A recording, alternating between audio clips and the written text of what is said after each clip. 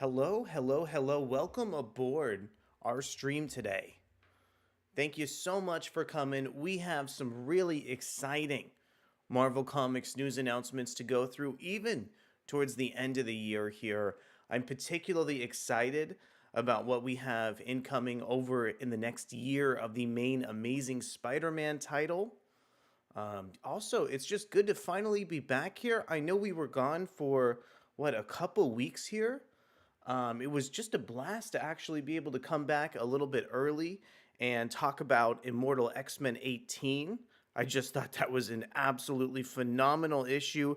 For anybody who didn't get to see it here, I did return from my brief hiatus for the end of the year just a little bit early this year to go ahead and check out the final issue of Immortal X-Men, which I would say is like one of the flagship X-Men issues currently over at Marvel. Plus, we just have so many exciting news announcements to talk about today, whether it extends towards the main Spider Man book or towards some even more interesting news announcements upcoming for the core X Men series. Marvel has been very, very busy here towards the end of the year. We have a lot of different stories to go ahead and touch on. Plus, I think one thing I really want to see and one thing I really want to express to, some of the viewers over for this stream is our favorite comics of the year. I've been actually keeping track with some of the year-end list for with some of the comic book websites, and it's just shocking with how different my end of the year list is as compared to the various other outlets like Newsarama and CBR. We're going to be going over all that information today. I want to officially welcome you aboard to our stream today. Once again, here, just so many exciting news announcements to get into. Where we're going to go ahead and talk about what's upcoming in this next year of Spider Man. We're also going to see the return of Ben Reilly as Chasm, which frankly is a storyline that I am personally incredibly invested in due to Ben Reilly's current ties over with the X-Men and Spider-Man characters. Let's see what else we have in store today. We're also going to go ahead and touch on Spider-Man's most recent gang war. I did have a chance to get caught up on the most recent issue of Spider-Man's core series, and I'm actually a lot happier with the book than I have been in quite some time here. I think the way that the gang war is utilizing Spider-Man's supporting cast has just been so fascinating. Plus, I'm really interested right now in like where the main X-Men books are headed, because it's almost like we pretty much went ahead and wrapped up the main Fall of X storyline, and Fall of X seems to be transitioning over to Fall of the House of X. I mean, really, this does seem like it's just going to be the second half of this current storyline where the X-Men are being hunted by Orcus, but there are several X-Men comics ending, like Immortal X-Men and X-Men Red. This is all giving way over to Fall of the House of X and Rise of the Powers of 10, which are coming out very soon. I believe Fall of the House of X is headed over in stores this Wednesday here. All right, without further ado, let's go ahead and jump into our first news story. This one is actually going to be an introduction into some of the interior preview pages over for Fall of the House of X issue 1. Let's go ahead and check this one out right now. This one is coming in over from Adventures in Poor Taste. I want to extend a quick thank you over to them and preview some of the solicit text over from Marvel. Krakoa has just begun to fight. Mutant kind has never had a greater fall from the highs of Krakoa, their own glorious nation, a place where they were safe and happy, to the lowest of lows. Outlawed, hunted, killed, most of their kind missing or dead, and now one of their greatest leaders, Cyclops, is on trial facing a death penalty. Ready or not, the time has come for the X-Men to make their final stand against the forces that have struck them low. The day is now, the place is here, the tale of the house Xavier built will long be told.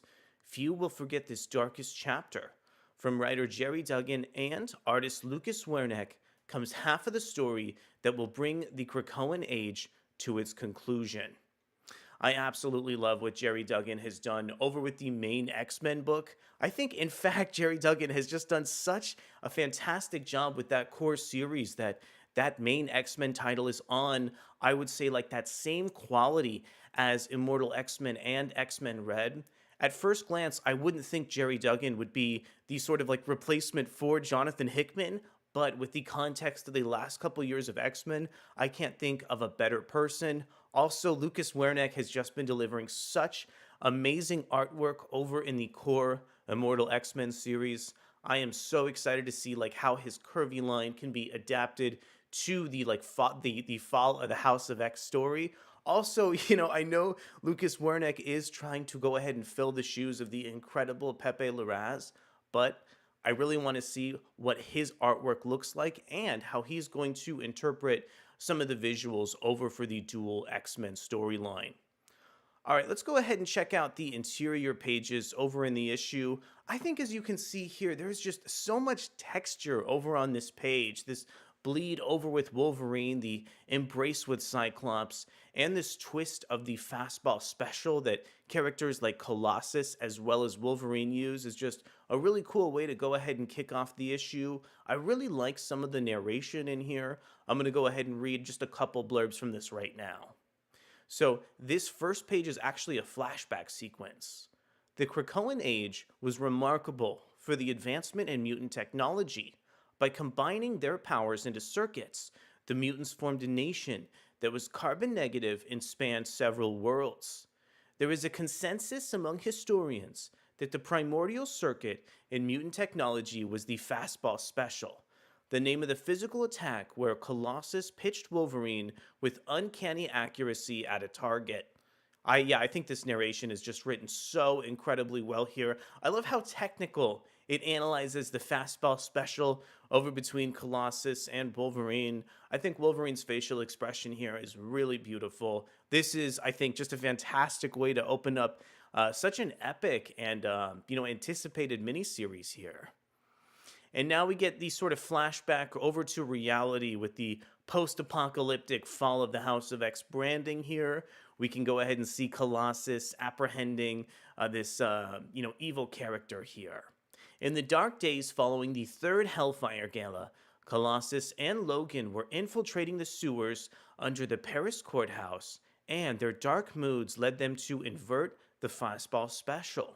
I think it's so cool that on the next page, Jerry Duggan goes ahead and swaps back into the present and also introduces an inverted version of the fastball special where he throws this character over at Wolverine, who responds over with the big slice on the next page here. Once again, we get really just visceral and beautiful artwork from Lucas Wernick. I think Lucas Wernick has a really curvy line, but at the same time is a really precise artist over at Marvel.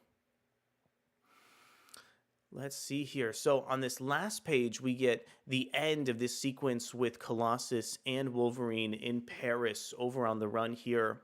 I also like how this series seems to have an international scope already from the beginning. We have just really fantastic dialogue from Jerry Duggan.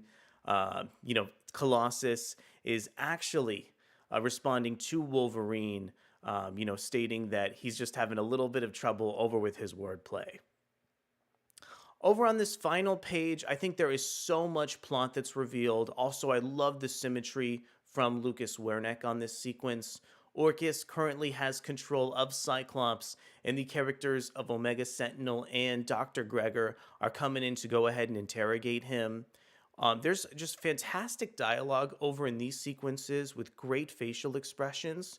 We see this character of Dr. Gregor, really trying to pin Cyclops over to her dead lover. She says, "Oh, do tell. Have you been replaying Making Me a Widow over and over?" With Colossus responding, "No. I have no memory of leading the assault on your mother mold. I've been thinking about the price of war." Dr. Gregor says, "Some of us paid more than others."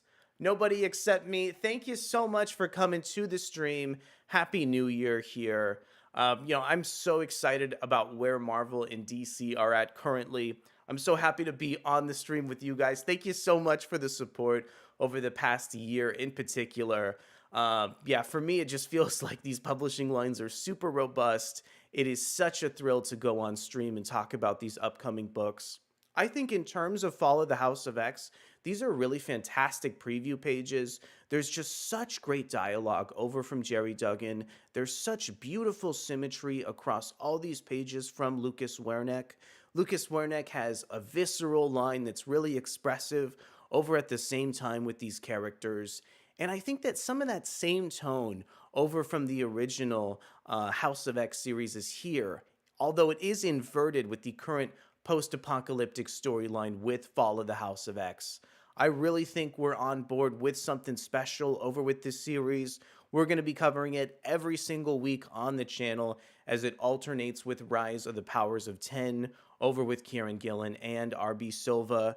Really hope you'll go along the ride with us here, and I'm just once again very excited to see the end of the Krakoan era, and I'm even more thrilled to check out X-Men Forever over from Kieran Gillen to see how some of these plot threads wind down in that post-Krakoa era as well.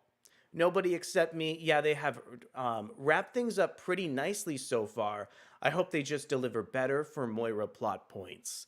You know what? Nobody Except Me. I think that is totally correct. I think that that is something that the X-Men books as a whole haven't done the great job on following up. You know, I think Moira was just so instrumental to those initial two miniseries, and we've gotten touchstones and references to where she's gone in terms of the plot, but I think it was clearly teased as a much bigger plot point that was supposed to be explored in a lot more depth. So I'm really hoping that before the Krakoa era ends, we're going to get a massive Moira subplot to go ahead and wrap up these books over on the right foot here. All right, so that is the end of our X-Men coverage over for the day. I think we'll be returning over to that series. I believe we have some Dead X-Men coverage. However, in the meantime, I want to go ahead and check in on another preview of a comic book that I'm also really, really thrilled to talk about today, that being The Amazing Spider-Man issue 41. I think while nobody was paying attention, The Amazing Spider-Man's gang war has just gotten better and better with each prospective issue. I'm actually going to have a video review of Amazing Spider-Man issue 40 coming out this week, solely because I thought it was one of the best issues of that series, especially with the gang war that we've seen to date. I think the way that Wilson Fisk is, working alongside Spider-Man and Tombstone over with his son trying to attack Janice Lincoln and Tombstone's territory. I think it's so fascinating the way that we have these multiple generations of Fisk characters as well as Lincoln characters over in the series has really made The Amazing Spider-Man just feel so unique. Also, I'm loving some of the subplots in the background of this series too. We've seen a conflict between Madame Mask and Hammerhead play out in so many subsequent issues of Spider-Man, and I love how Zeb Wells has just been continuing to follow up on these plot threads like issue after issue in the core Spider-Man series. I also find that author Joshua Williamson writes a lot of his scripts the same way. With his Superman storyline, he'll actually introduce a lot of the same villains issue after issue and then just advance the subplots in a really, really minor way. For instance, in the core Amazing Spider-Man series, Janice Lincoln has always been in the background of the comic book, but she's recently resurfaced and taken on the mantle of the Beetle. So it's going to be really interesting to watch her fight against Wilson Fisk's son, known as the Rose, to try and secure her territory. Let's go ahead and check in on The Amazing Spider-Man issue 41 to see where the gang war has left off over with Fisk and Lincoln families. This one coming in over from Adventures in Poor Taste. Gang war continues with all of New York's super underworld fighting for dominance. You didn't think Wilson Fisk, the former kingpin of crime, would sit it out, did you? One more thing we have to say about this series, even before we jump into the interior art, is I just think it's so cool that Typhoid Mary has actually returned to this comic book. She was recently featured in the Realm of X series and was actually stranded on Vanaheim for quite a while here. So she's returned to The Amazing Spider-Man just in time for the gang war to fight alongside Wilson Fisk here. All right, let's go ahead and preview some of these interior pages. This issue of Amazing Spider-Man, written by Zeb Wells, illustrated by John Romita Jr. as well. One of the things I think Amazing Spider-Man's Gang War has really done in terms of the artwork for John Romita Jr. is just kind of accentuate the animosity between some of these big, hulking Spider-Man crime lords as well as Peter Parker himself. I just love the way that John Romita Jr. is able to draw Kingpin Wilson Fisk with just such a like massive kind of like bolstering body type here. And then we have Spider-Man just responding to him with his like really slim and muscular frame. However, I do think that there are some of the details in the anatomy that John Romita Jr. leaves out in terms of the artwork. But overall, I think that this arc in particular with the Gang War is really suited for John Romita Jr. as an artist. And I'm really happy to see Zeb Wells seemingly right into some of John Romita Jr.'s strengths here. So over on this first page, we get to see Tombstone and Wilson Fisk fighting over their territories. Currently, because Wilson Fisk's son is going after Tombstone's daughter, there's just so much tension between the two figures on the page here. I want to go ahead and read this dialogue over from Wilson Fisk. He says, "It's not that simple. He's going after your family. He is his father's son, after all."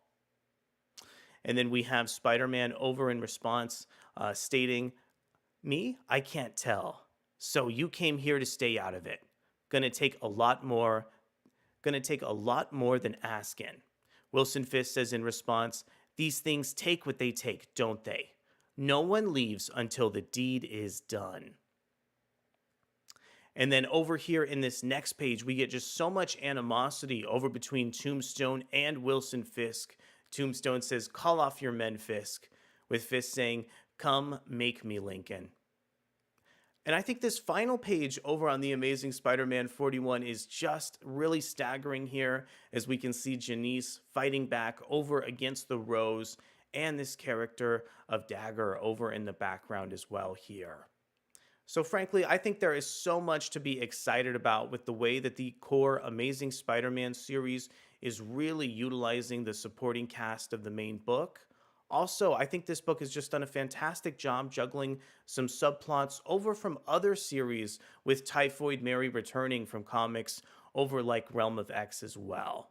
So very excited about Amazing Spider-Man 41. We'll have a video review of issue 40 coming in very soon, so definitely keep an eye over for that comic book as well here.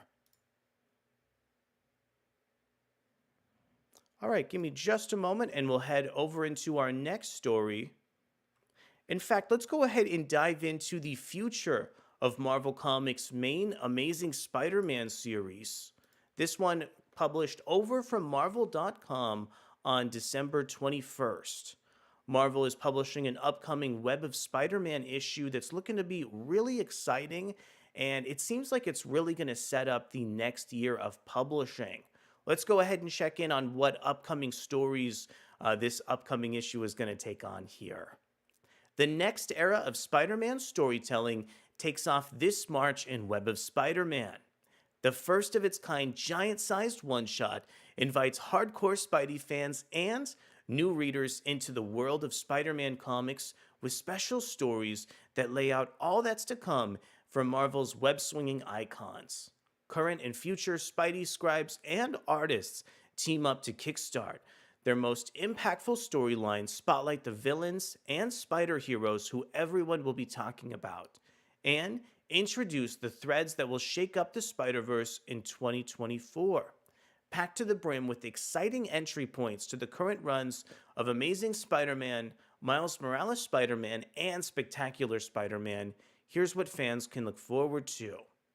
Okay, so over in the core series, it looks like we have Zeb Wells spinning two tales of future amazingness, one for each of his colossal collaborators. We have Zeb Wells working with Ed McGuinness to set up a story involving Goblin characters, and we have Zeb Wells and John Romita Jr. working on Gang War and setting up their next storyline.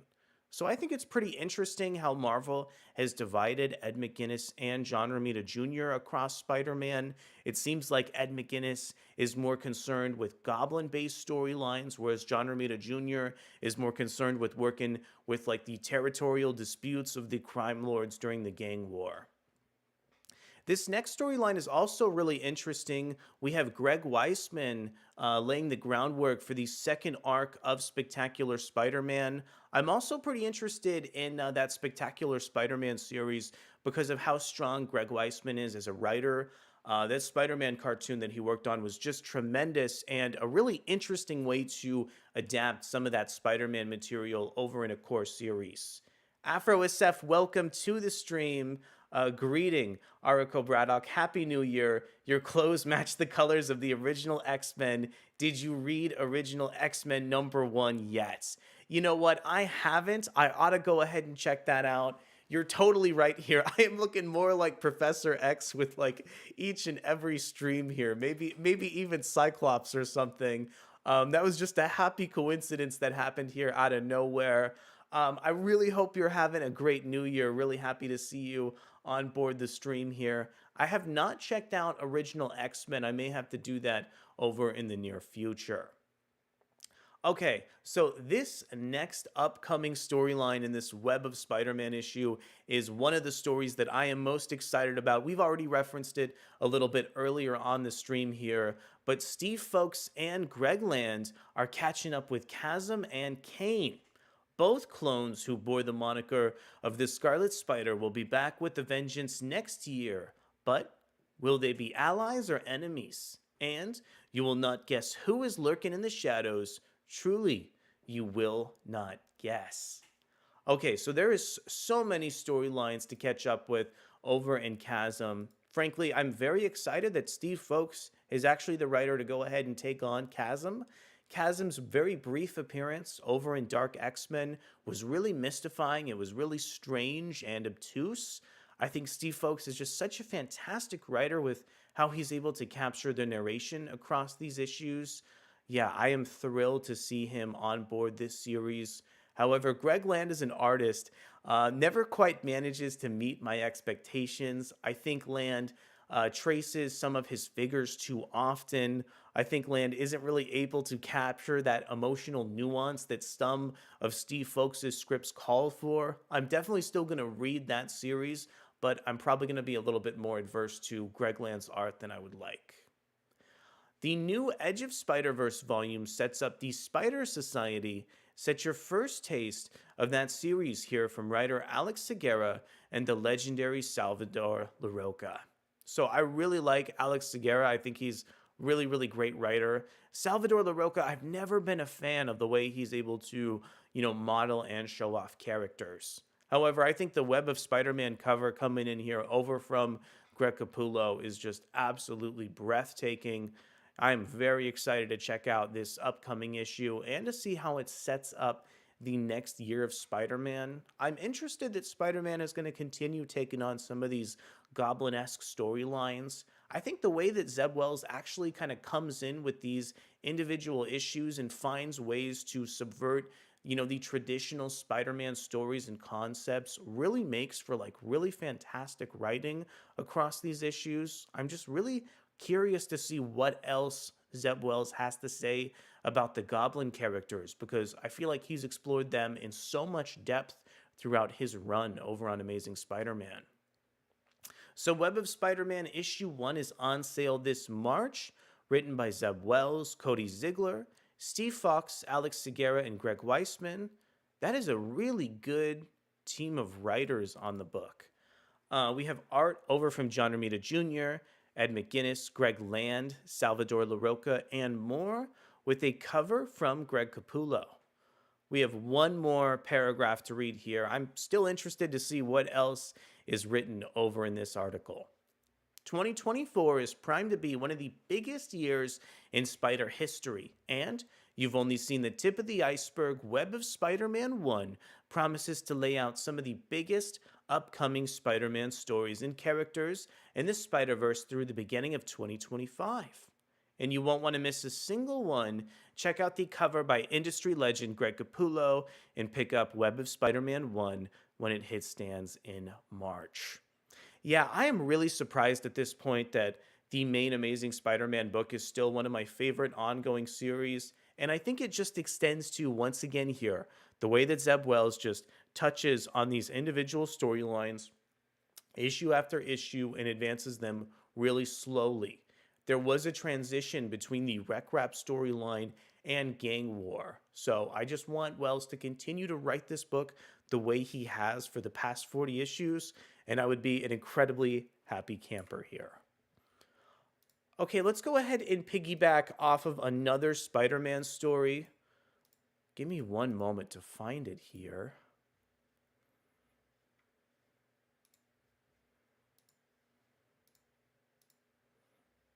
Let's see.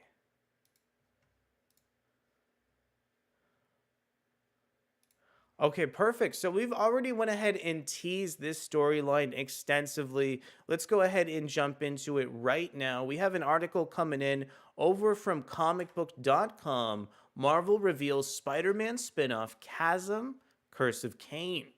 It's Scarlet Spider versus Scarlet Spider when Spider-Man clones Chasm and Cain return in 2024.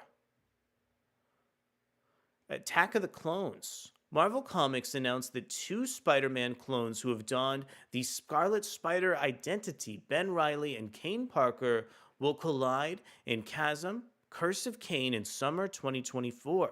Set after the events of last year's Spider Man and X Men crossover Dark Web, the Chasm Cain series spins out of the giant sized one shot Web of Spider Man 1 in March. This issue featuring news stories from Spider-Man writers Zeb Wells, Greg Weisman, Steve Folks, Alex Segura, and artists Ed McGuinness, John Romita Jr., Greg Land, Salvador LaRocca launches the next era of Spider-Man storytelling, including Chasm Curse of Cain. Marvel describes Folks and Land's Web of Spider-Man story, setting the stage for Chasm, Curse of Cain. Both clones who bore the moniker of Scarlet Spider will be back with a vengeance next year. But will they be allies or enemies? And you will not guess who is lurking in the shadows. Truly, you will not guess. So I think we have quite a lot to say about Chasm, Curse of Cain. Frankly, my really kind of thoughts and feelings was that Chasm was going to resurface in the main Spider-Man book for a massive storyline. I'm actually really interested to see that he's spinning off in another series featuring the character of Cain, who also adopted the Scarlet Spider moniker that he did. Also, I thought that Ben Riley would have a little bit more to do with some of the X-Men characters due to the fact that the dimension of limbo is continually referenced over in like the Amazing Spider-Man, especially as it pertains to the character of Chasm Ben Riley too. So I do think that maybe in the future, maybe after this series, Ben Riley could return to the Spider-Man or X-Men comics. It's a bit of a left turn to see him show up in this capacity. I'm also interested that Janine Godbey is still wandering across the Marvel Universe over as Hallows Eve, who is the love interest over of Ben Riley here. I'm actually really interested to see the two reunite, especially due to the fact that Chasm looks like he has a little bit more freedom over in the last few issues of Dark X-Men. That being said, though, I'm really not caught up on where Cain is over in the Marvel Universe, so it's really going to be interesting for me to hop aboard this series again and see where he's headed. I'm also really hoping that Steve Fox is going to be able to stick with the character of Ben Riley following that Web of Spider-Man one-shot as well. So it looks like this series is slated to come out summer 2024. While the once villainous Cain has been on the upswing in recent years, first is the Houston-based Scarlet Spider, and then heroic turns in Scarlet Spider's The Clone Conspiracy and Spider-Geddon. His brother Ben Riley has taken the path of the evil clone. After the 90s clone saga concluded with Ben's death in Peter Parker's arms back in 1996, Spider-Man 75, Ben returned as a new version of his creator, the Jackal, but eventually relocated to Las Vegas for a fresh start is the hoodie-clad Scarlet Spider. All right, let's go ahead and check out the last article of this, and then we will move on. This article really has a deep dive over on like the end of dark web and some of the more recent history over with Ben Riley as well. Okay, so Web of Spider-Man is on sale March 27th, and then Chasm Curse of Cain is headed to stores in summer 2024. Yeah, I'm really thrilled that Marvel has been following the threads over with Ben Riley and Chasm so closely. And I think it's really interesting too how they haven't just featured all the plot threads with Chasm in one individual book and that it's extended to so many series. I hope Marvel keeps introducing Ben Riley as Chasm in just really interesting and different contexts here. All right, let's see what else we have aboard today.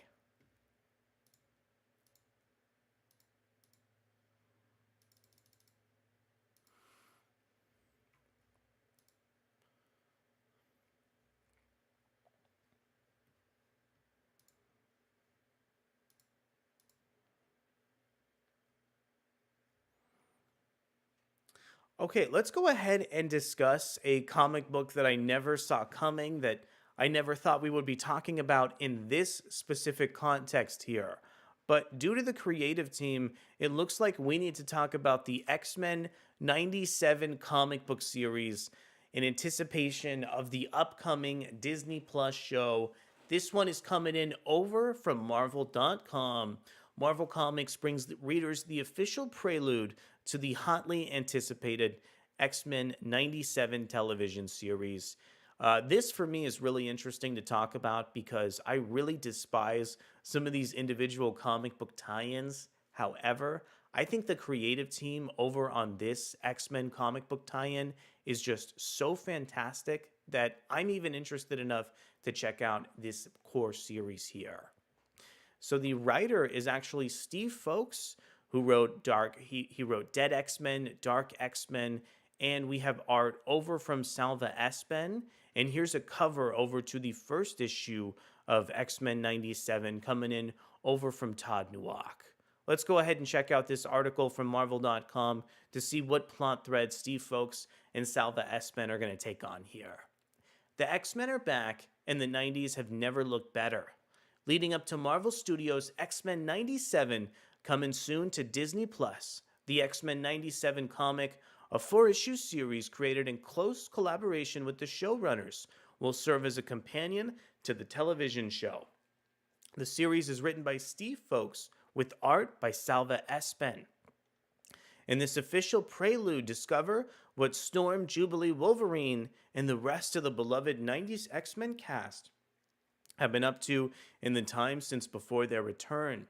Startling revelations here lead directly into the hotly anticipated new series fans won't want to miss out. On writing the series, Steve Folks said, "There's a very good chance I wouldn't be writing comics today if not for the impact the X-Men animated series had on me as a kid.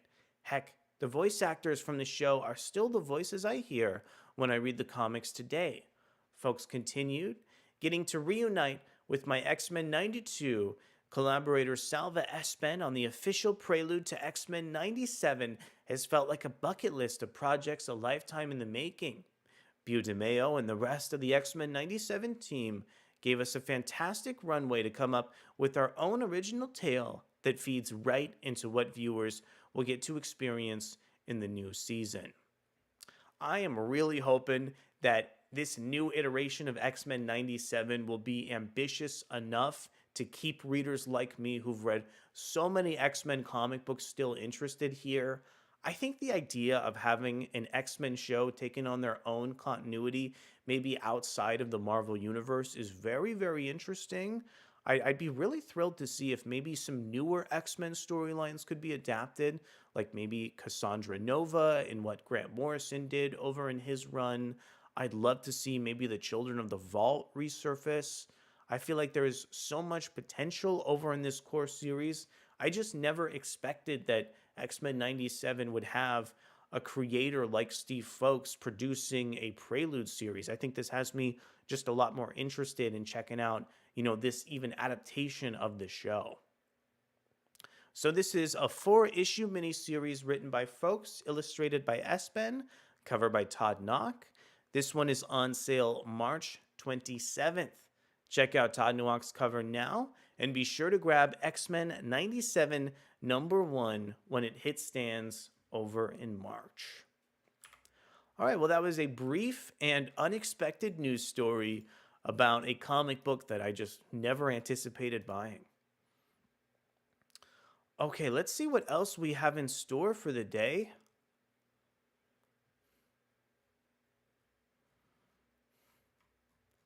Frankly, why don't we go ahead and keep that Steve Folks train going? I am really thrilled to see what Steve Folks has in store over for the upcoming Dead X-Men series. It looks like this is going to be really instrumental over to some of the core plot threads over with the X-Men characters. Let's go ahead and read what Steve Folks has to say about Dead X-Men. Dead X-Men puts a cap on the Krakoan era with a team of resurrected mutants on a secret mission. This one coming in from George Marston, written on December 14th. The murdered mutants of Krakoa reunite as a new resurrected team with a secret mission. So the characters of the X-Men introduced over in the recent Hellfire Gala met a bitter end over from the character of Nimrod. In Dead X-Men, we get to see some of the X-Men who fell at the recent Hellfire Gala come back together over with X-Men continuity. And plus, Steve Folks, who wrote the incredible Dark X-Men series, is also aboard this comic book. Let's see what Folks has in store. There are big changes coming to the X-Men line in 2024 as mutant kind heads towards a new era in the wake of the fall of Krakoa. Along the way, writer Steve Folks and a whole host of artists are introducing the Dead X-Men, a group of mutants who were killed in the fall of Krakoa, but who are now resurrected and uniting as a team. With the resurrected mutants uniting to take on a mysterious mission that ties directly into the final fate of Krakoa in the upcoming Fall of the House of X and Rise of the Powers of 10 limited series, Newsarama spoke with Folks about the new team and their place in the downfall of Krakoa and the rise of what comes next ahead of the January 31st release of Dead X-Men Issue 1.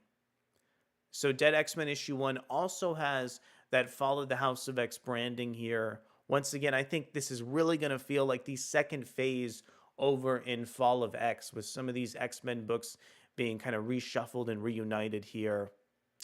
I'm also a little bit struck with some of the artwork in Dead X-Men. I feel like this is pretty similar to what we saw over with Jonas Scharf in the core series, and frankly, I'm happy about that. It looks like this is going to feel a little bit closer to Dark X-Men than I even anticipated. Steve, what can you tell us about who the Dead X-Men are?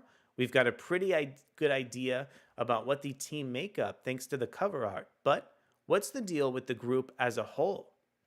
While I don't think it's any huge spoiler to say that the Dead X-Men are the 5 X-Men Nimrod murdered at the Hellfire Gala moments after their debut, Jubilee, Frenzy, Prodigy, Dazzler, and Cannonball, we played coy on that first cover by Pere Perez, but we've known since the gala dropped that reader demand and anticipation to see these 5 in action together was intense. And while the book was already in progress before their untimely demise became public knowledge, it's exciting to get to help bring the promise of the X-Men election to life in such a sweeping fashion. Their debut may have been cut short, but they're getting a mission of very high stakes importance to balance that out, and a spotlight they don't have to share with any other teammates.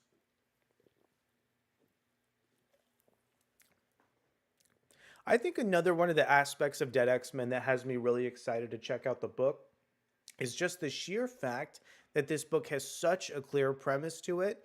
The fact that this book is actually resurrecting these 5 X-Men and has some sort of core mission over to X-Men continuity just has me really interested to check out the book as soon as it comes out.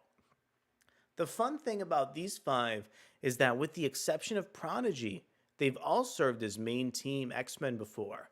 So, we've seen how they fit into an established team dynamic, but there's no elder statesman X-Men here. No Cyclops or Jean Grey to call the shots, so this is our chance to see them on an even playing field. I'd say Frenzy naturally falls into a leader position much more than the others, but no one's a slack off over in this squad. I really have to say, in terms of these X Men, I feel like the most well known one is probably Jubilee. And also, I found it interesting that Jubilee doesn't take on a leadership role due to her vast experience with the X Men characters as well. Hey, it looks like we have Abigail Brand resurfacing in Dead X Men too. Wow, just gorgeous art across this series as well.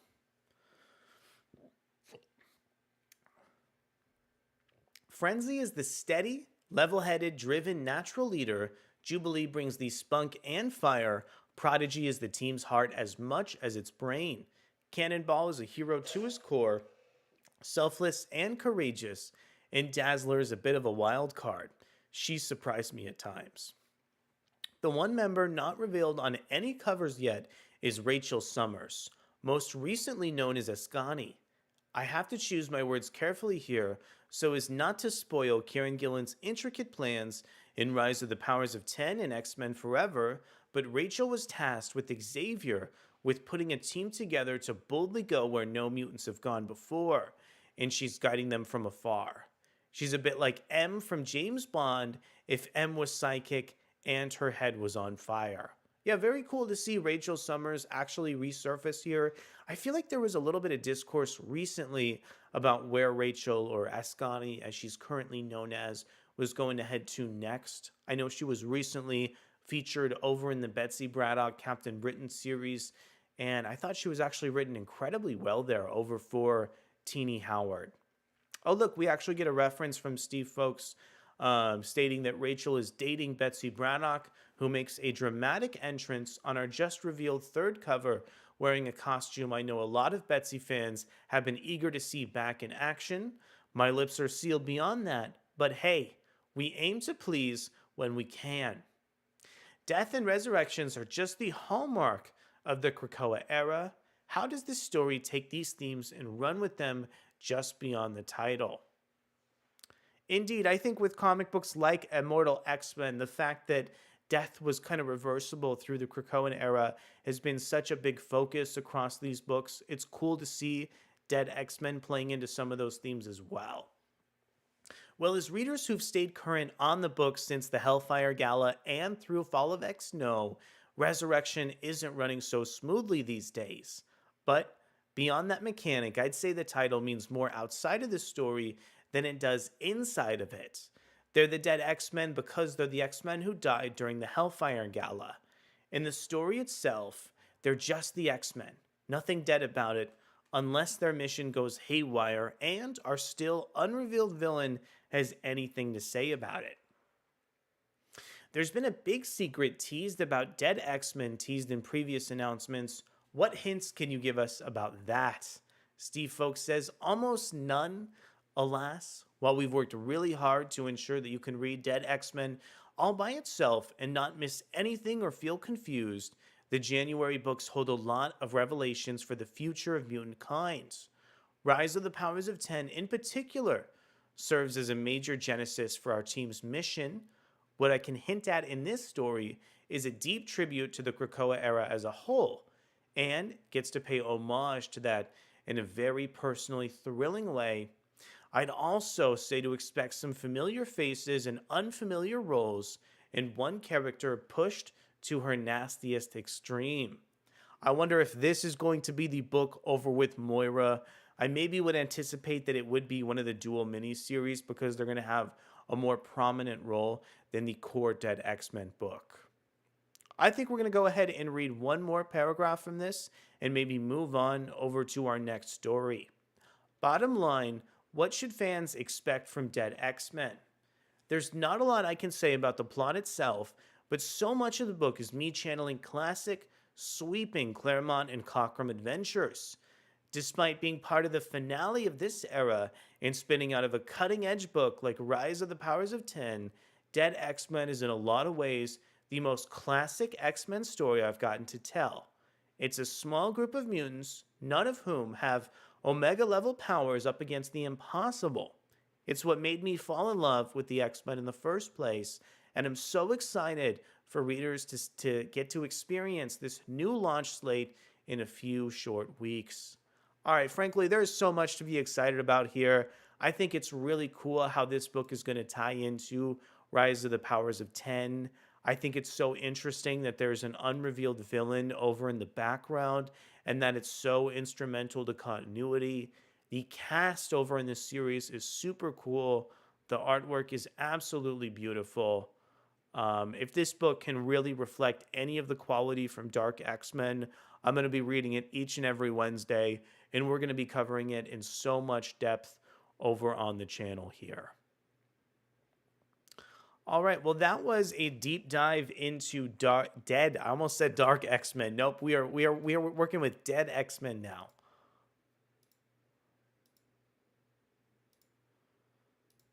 And let's see what else we have in store for the day here.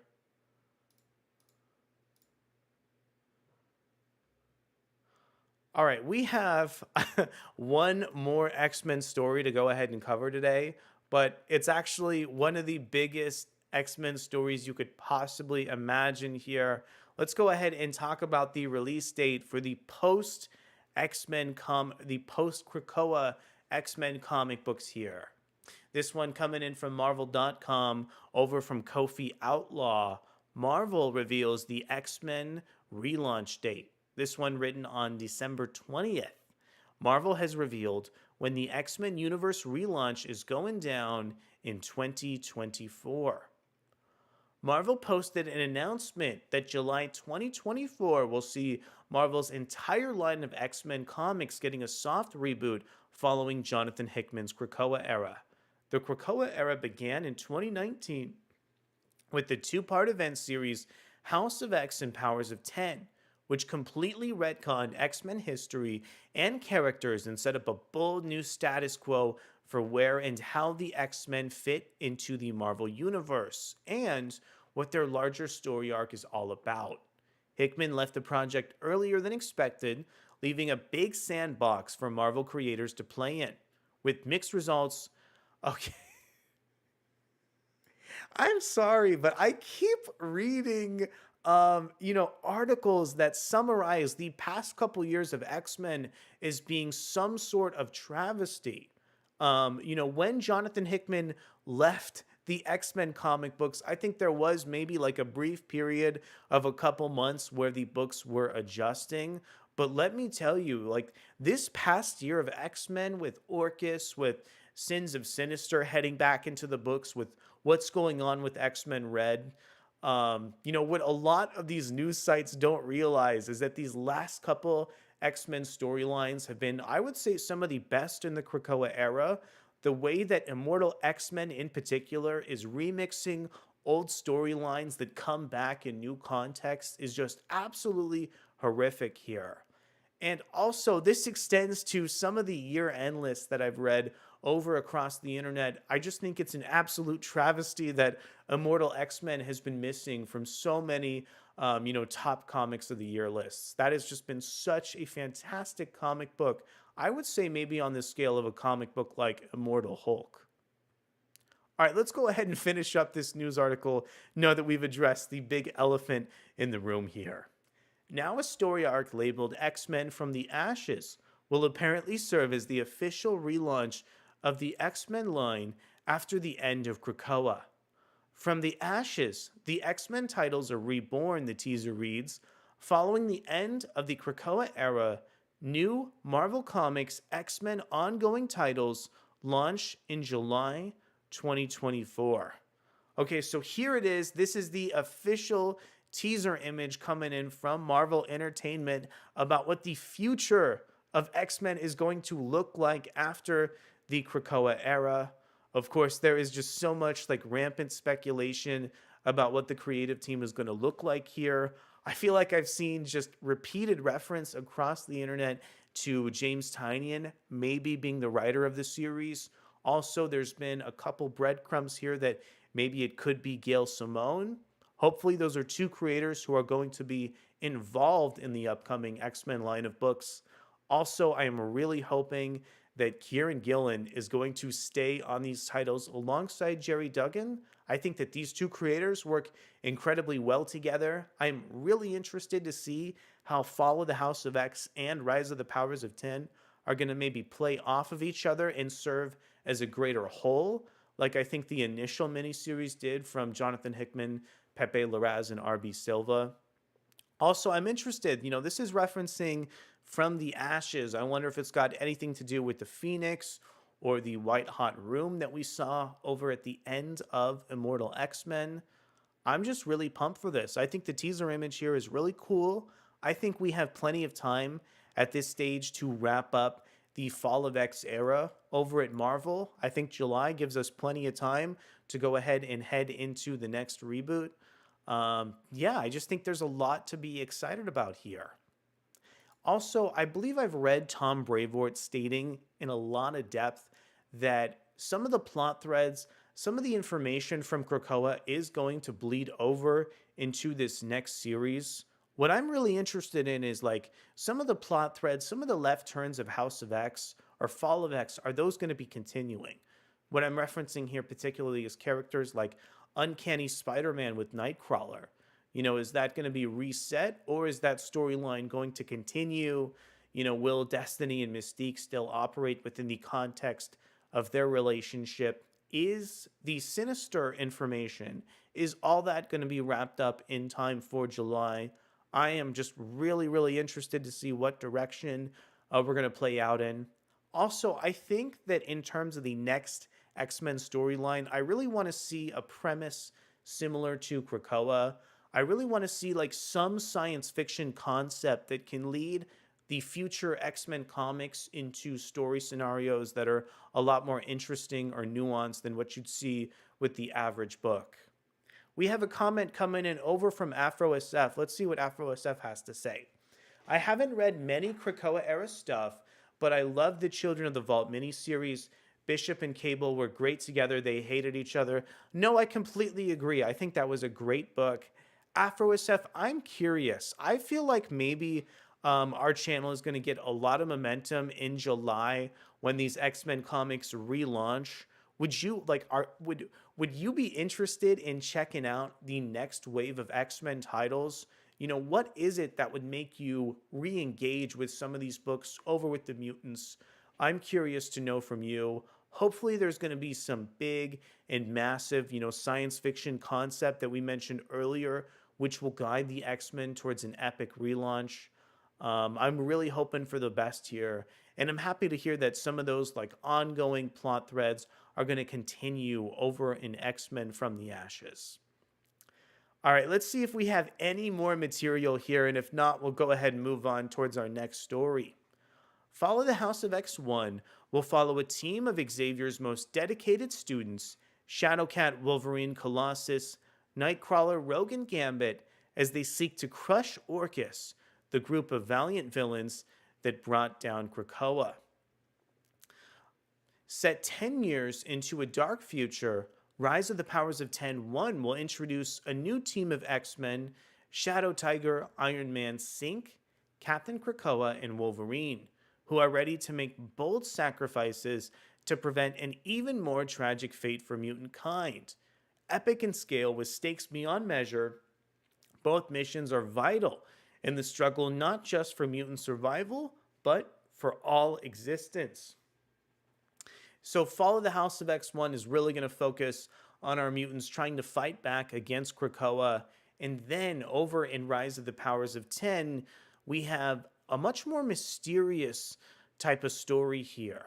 It looks like Marvel isn't really willing to reveal all of the plot threads that are going to be set up over on Rise of the Powers of 10. So Fall of the House of X is going to be on sale January 3rd. And then the next week, Rise of the Powers of 10 will be released. Of course, we will have coverage of both individual series over on the channel. And of course, we'll be following the X-Men relaunch as soon as it comes out here.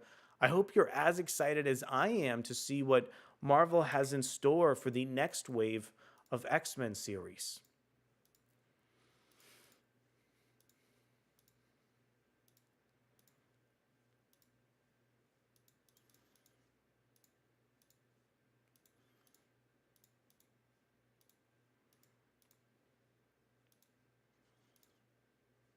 Okay, so Marvel's big event is actually coming really, really soon here, spinning out of the core Avengers series.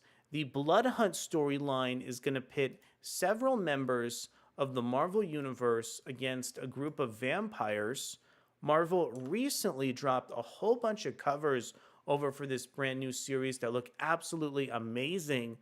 Blood Hunt is also written by Jed McKay, featuring art from the incredible Pepe Larraz, who was involved in the very early Krakoan X-Men books. We also have colors over from Marte Gracia. Let's go ahead and dive into Blood Hunt in an article coming in from Marvel.com. Get your first taste of Jed McKay and Pepe Larraz's Blood Hunt with the reveal of the issue 1 cover, along with the never before seen interior artwork. This one coming in over from Megan Demore. The dawn of a new Marvel era begins this spring in Blood Hunt, a crossover epic from Avengers scribe Jed McKay and acclaimed X-Men artist Pepe Larraz and Marte Gracia. Announced in October at the New York Comic Con, Blood Hunt will command its own main limited series as well as tie-in issues and spin-off limited series. As Eternal Night takes hold of the Marvel Universe, an overwhelming army of bloodsuckers, terrors will emerge, united by a single vision for the first time in millennia. To keep them at bay, a new world order may need to be put in place. The skies have gone dark, the sun hiding its face from the carnage to come. The children of the night, the vampires, have risen from the dark and hidden the places of the world as one to drown the Marvel Universe in blood. Earth's final night has fallen. Can even the heroes of this doomed world stem the tide of blood that is to come? Join the Avengers, Blade, Bloodline, Spider-Man, Hunter's Moon, Tigra, I believe it's pronounced, Doctor Strange, and Clea as the dance of death begins. Okay, so couple things to spotlight over on this Blood Hunt cover. First of all, I always love looking at covers for new event series because it's an interesting way to analyze what the modern Marvel universe looks like. We currently have Thor over in his like immortal Thor costume. We also, looks like we have Iron Man in his updated costume too. We have this outlaw version of T'Challa referenced in the current Black Widow series. Also, I think it's really cool that this is a Jed McKay book, so we're bringing in the character of Hunter's Moon and Tigra from the main series. Once again, this is a Jed McKay comic book, so we're also going to get Doctor Strange and Clea also referenced in the background of Blood Hunt. Much like Civil War and Secret Invasion, Blood Hunt is a story that has been naturally building across Marvel's comics over the last few years. And it all comes to a head this May as Jed connects all the dots, Editor-in-Chief C.B. Sobolski said. As the series unfolds, readers will be able to uncover clues and go back and put the pieces together to see just how high the stakes are for our beloved characters, pun intended. Fans can check out the first issue cover along with a glimpse at the Avengers' battle with the Vampire Nation's forces.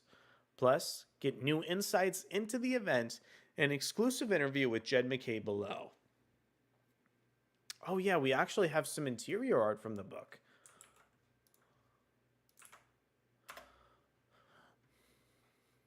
Okay, give me just one moment. We'll go ahead and get this Avengers article up on the screen here.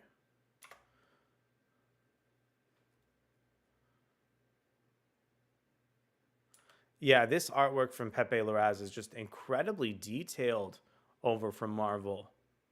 By the way, it looks like the core Blood Hunt series is about 5 issues, and it goes on sale starting May 1st. How long have you been planning and building towards Blood Hunt? Jed McKay says, it's been a while. I think Tom Brevoort emailed me around the end of March to float the idea of a vampire-centric event. And as I was working on Avengers, Doctor Strange, and Moon Knight, all of whom could be pretty well situated to tell a story about the vampire apocalypse. Yeah, I think this page with these 3 really long panels showcasing Thor Captain Marvel and Black Panther are so cool. The colors from Marte Gracia are so beautiful and detailed, with like this kind of pink hue over Thor on the left side of the screen. On the next page, Sam throws his shield and just the bleed across the page with the Vision and the Scarlet Witch in her like ultra modern costume just looks amazing. Man, I just think Pepe Larraz is just next to none over in the industry. Really amazing work here. Blood Hunt issue 1 is on sale May 1st of next year. So we still have a couple months of lead up over to the core Avengers book. Right now, I am really frustrated with Marvel's main Avengers series. I think Jed MacKay has had a couple issues gathering the plot threads together and building towards a really epic series. I don't really see how the main Avengers book right now is setting up Blood Hunt with a vampire themed series, but I am really interested to see where this one is headed next here. Okay, so I just want to be completely honest here. I have a little bit of a migraine, so we're going to wrap up our stream a little bit early today. However, we have so much exciting content aboard here for the next week. Over on Tuesday, we're going to have a review of the next upcoming Birds of Prey issue. And on Wednesday, we'll be covering the upcoming issue of Spider-Man. Plus, we're going to go ahead and catch up on issue 40. I want to thank you so much for coming aboard to check out our stream today. We'll be back with our regular size streams and with plenty of comic book reviews over the next week or so. Thank you so much for coming aboard here, and we'll be back in the near future to touch on all these interesting comic book series. Thanks so much, and I'll see you soon.